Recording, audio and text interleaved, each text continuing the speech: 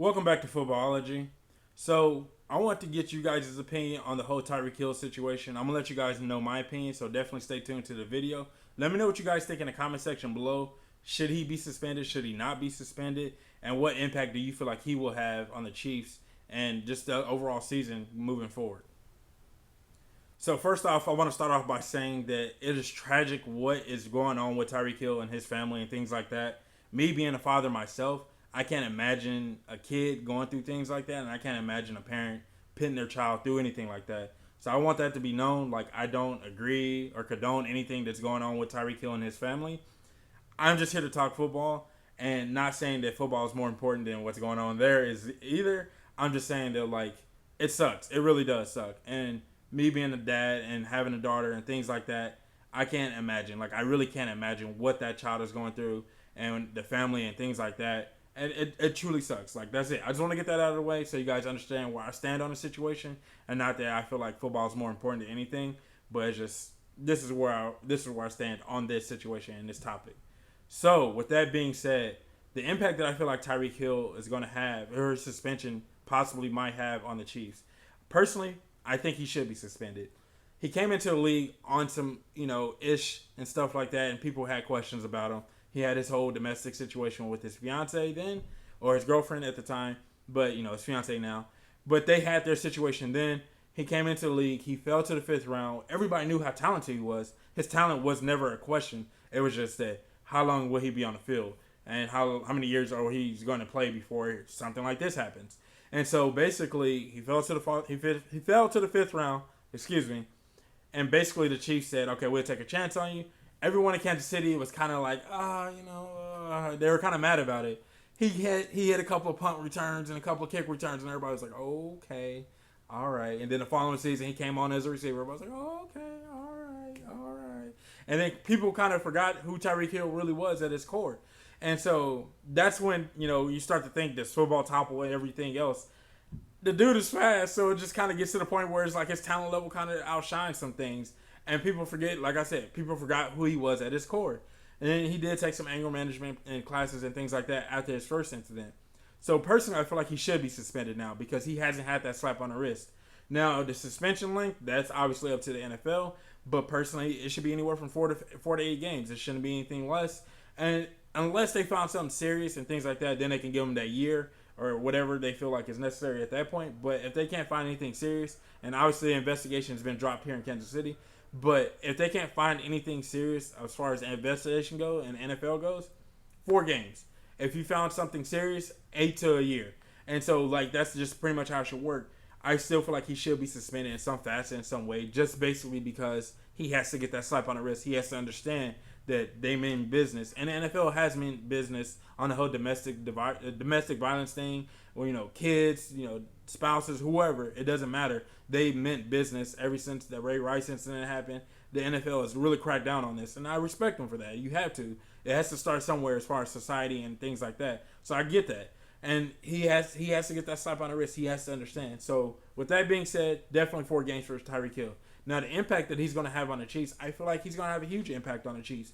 You go back to the AFC Championship game. What he did is he was designated 2.5 players, 2 to 3 players were designated to watch where number 10 was at. And when a guy is that dominant and that demanding of a player on the field, that hurts a lot of defenses. That hurts a lot of teams. Now, granted, the New England Patriots have something a lot of teams doesn't have. They had a number 1 corner in Stephon Gilmore, and Sammy Watkins was banged up. We'll throw that in there. But they had Gilmore clamp down Sammy Watkins pretty much for the whole entire game. And they were like, you're going to force us with you're going to beat us with Damian Williams, and we're going to try to take our L with Travis Kelce. But we know most of his stuff is going to come short, and we're just going to live with that. We're going to let you have this short stuff. But we are not going to let this man hit us for 70 or 60 on the dome. We're not going to allow it. And that's pretty much what they said. They're like, you got us once, you're not getting us again. And so when a guy is that dominant and a player is that dominant on the field, you have to respect him. And I just think that with him not on the field, I don't care who the Chiefs have on the field this year or for those 4 games or for those 8 games, wherever it is, they're not Tyreek Hill. The man can run a 4.4, or sorry, that's disrespectful. He can run a 4.2, and he can jump with the best receivers. I'm talking about Julio Jones, Calvin Johnson, Kenny Galladay. Alshon Jeffrey, he can 50-50 ball with some of the best receivers at his height and stature. You don't get that in a receiver like him. Not only can he take the top off, but he can 50-50 with the best. What? You can't. This dude is a freak, and what he's capable of doing is just mind blowing. He's a straight up hot read. No matter where he is at on the field, you seen Pat Mahomes was looking for him. 4th and 9 against Baltimore. Who did he hit? Okay. You know, when he's running away from Von Miller with the left hand toss, who did he hit? Okay. Just like you understand what I'm saying. This man is a beast and he's a freak. And what he's capable of doing for the Chiefs defense, or the Chiefs offense, and what he's capable of doing for Andy Reid and the play calling that Andy Reid can do. I mean, the shifts, the reverse, the motions, the jet screens, everything else, it's because of Tyreek Hill and his capability and his talent level. So with him not being on the field, if it's 4 games, I looked at our first 4 games. It's going to be rough for a good patch. I wouldn't be surprised if we go 3-1, but I think this is going to show what Pat Mahomes truly is. And not saying that Pat Mahomes is nothing without Tyreek Hill, but I feel like Tyreek Hill makes life so much easier. You can see what he did for Alex Smith before Alex Smith left. He made life easy for Alex Smith. You know what I mean? Like, this dude is like, hey, blow by. Like, I'm already past the corner. If the dude's going to press me, just hit me on top, bro. Like, I'm going to be on top of this guy in like 3 steps. It's nothing to it. And so he makes life easier for a quarterback, regardless of who the quarterback is, and that's been proven. He played with a guy like Alex Smith, who is now a game manager, middle of the pack, and made Alex Smith look like he can dot people down the field. What? No. It was Tyreek Hill. Tyreek Hill is just, he's a monster, and he tilts the field so hard. He tilts the field up there with the Calvin Johnsons, with the Julio Joneses, and with those number 1 receivers, Randy Mosses. He tilts the field like that. He demands that kind of level of respect. And he's faster than all those guys. And he can 50-50 with all those guys. And it's just, it's mind-blowing. And it sucks that he's going to get suspended. Like I said, I feel like he needs to be suspended. And that's just me being honest. And when he's out, hopefully this is enough for him to say, okay, he got his act together once. Maybe this can be the, like, you know what? I have to get my act together 100%. Or I can mess around and look like Josh Gordon and just be out of the league completely. And just be looking crazy and loopy. When this man could have got $100 million. The Chiefs had to pay him. If the Chiefs weren't going to pay him, somebody would have. And he would have sat around that $90 to $100 million contract. It would have been nasty for sure.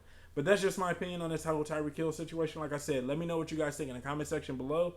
And I'm willing to hear what you guys' opinion are. Should he be suspended? How long should he be suspended? And what do you think the impact he will have on the Kansas City Chiefs this upcoming season?